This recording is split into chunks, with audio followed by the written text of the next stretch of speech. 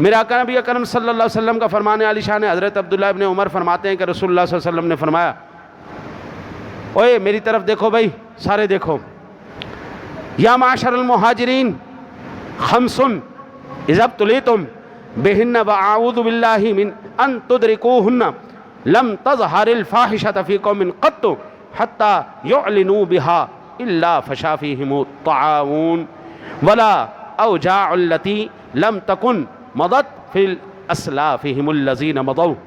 اے مہاجرین، جب تم 5 باتوں میں مبتلا کیے جاؤ تو اللہ کی پناہ طلب کرنا۔ جب 5 چیزیں آنے لگ جائیں تو اللہ کی پناہ طلب کرنا۔ پہلی، حضور نے فرمایا کسی قوم میں کبھی بھی زنا عام نہیں ہوتا یہاں تک کہ وہ اسے اعلانیہ کریں۔ جب تک اعلانیہ زنا نہیں ہوتا اس وقت تک یہ عام نہیں ہوگا، مگر ان میں طاعون اور ایسیاں بیماریاں پھیل جاتی ہیں۔ سادہ لفظوں میں ترجمہ یہ ہے جی، جس قوم میں زنا عام ہو جائے اللہ پھر ان کو لا علاج بیماریوں میں مبتلا کر دیتا ہے۔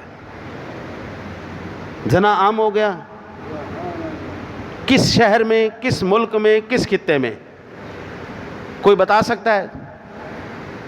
چلیں آپ یہ بتائیے، کوئی ایسا ملک بتاؤ جس میں زنا نہیں ہوتا۔ چلو شہر بتا دو، کوئی شہر بتا دو، کوئی محلہ بتا دو